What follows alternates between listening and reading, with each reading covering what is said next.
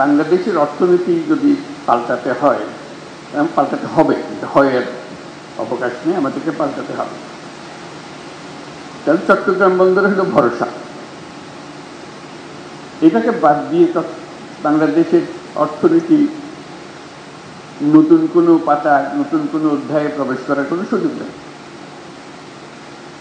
এই পথ খুলে দিলে বাংলাদেশের অর্থনীতির পথ খোলে। এই পথ না খুললে বাংলাদেশের অর্থনীতি যতই লাফালাফি, ততই ঝাপাঝাপি করো, কিছু হবে না। আমি একজনকে বোঝাচ্ছিলাম যেটা কেন আমি এরকম মনে করছি। আমি বললাম, চট্টগ্রাম বন্দরটা হলো বাংলাদেশের অর্থনীতির হৃৎপিণ্ড।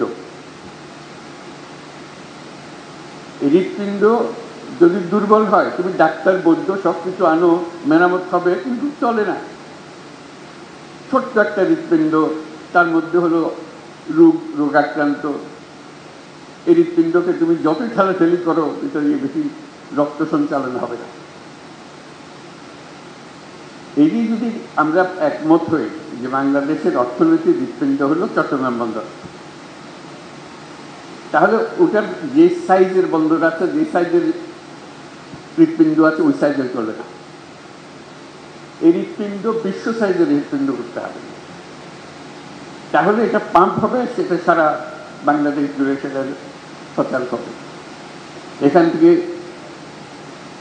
অর্থনীতি সচল হয়ে তার নারী দিয়ে উপরের দিকে যাবে,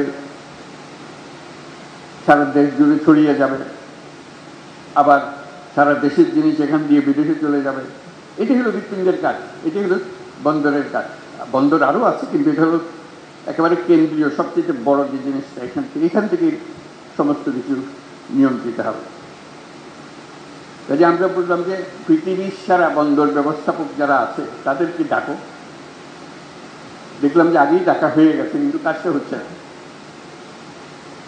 আমি বারে বারে সবার কাছে আবেদন করছি, এটা তাড়াতাড়ি করে হবে। যত দিন যাবে আমরা এই হৃৎপিণ্ডকে আর ওইভাবে স্থাপন করতে পারবো না। আমাদের যে সুযোগ আছে, এই সুযোগে আমরা হৃৎপিণ্ডকে ওই সাইজে, যে সাইজে আমরা কল্পনা করি বাংলাদেশের অর্থনীতি দাঁড়াবে, বাংলাদেশের ভবিষ্যৎ পরিবর্তন হয়ে যাবে, এটা পরিবর্তন না করে বাংলাদেশের কোনো অর্থনৈতিক পরিবর্তন সম্ভব না। কাজে আমাদের কাছে এটার পেছনে যেতে হবে। এবং তার সঙ্গে আবার যোগ করলাম, এটা শুধু হৃৎপিণ্ড বাংলাদেশের জন্য না, আশেপাশের দেশগুলোর সঙ্গে সংযুক্ত। যে কারণে নেপালের কথা বললাম, ভুটানের কথা বললাম, 7 সিস্টার্সের কথা বললাম, সবার জন্য হৃৎপিণ্ড একটাই। নেপালের জন্য হৃৎপিণ্ডই নেই, কাজে আমাদের হৃৎপিণ্ড দিয়ে তাকে চালতে হবে। আমরা তাকে সেই সংযুক্ত করতে চাই, এটা আমাদেরও লাভ, তাদেরও লাভ, আমাদেরও লাভ। এটা এমন নয় যে তাদের মেহেরবানি করি, মেহেরবানির বিষয় না। এই হৃৎপিণ্ড যদি সংযুক্ত হয়, সেও লাভবান হবে, আমরাও লাভবান হব। ভুটান যদি এটার সঙ্গে সংযুক্ত হয়, সেও লাভবান হবে, আমরাও লাভবান হব। 7 সিস্টার যদি এটার সঙ্গে সংযুক্ত হয়, তারাও লাভবান হবে, আমরাও লাভবান হব।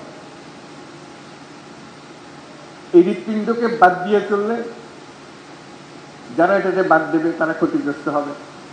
রক্ত সঞ্চালন হবে না সেখানে, অর্থনৈতিক সঞ্চালন হবে না সেখানে। এটা আমাদের কারো কাম্য না, তাদেরও কাম্য না, আমাদেরও কাম্য না। আমরা চাই যে সবাই মিলে আমরা এই বন্দর থেকে এই সঞ্চালনটা পাই, শক্তিটা পাই, অর্থনৈতিক শক্তি জেগে ওঠে। আমরা যে আজকে চট্টগ্রাম বন্দরের কথা বলছি, এখানে স্ক্রিনে আমরা দেখছি বন্দরের পরিস্থিতি। আমাদের মতো দেশে আমরা তো একটা বন্দর নিয়ে কথা বলছি, কয়েকটা টার্মিনাল নিয়ে কথা বলছি, তার এরকম 20টা 30টা বন্দর টার্মিনাল ভরে আছে, একদম বিশ্বমাপের, বিশ্ব সাইজে বন্দর এগুলো। সেখান থেকে তাকালে আমাদের কি খুব ক্ষীণ মনে হয়। এই হৃৎপিণ্ড দিয়ে তো রোগী বেশি দিন টিকবে না, টেকানো যাবে না। কাজে এটাকে শক্তিশালী করতে হবে, এমন শক্তিশালী করতে ক্রমাগতভাবে এটা শক্তিশালী করতে হবে। একবার শক্তিশালী করে দিয়ে ওখানে টিকানলেও হবে না। তো সেখানেই আছে আমাদের চ্যালেঞ্জ।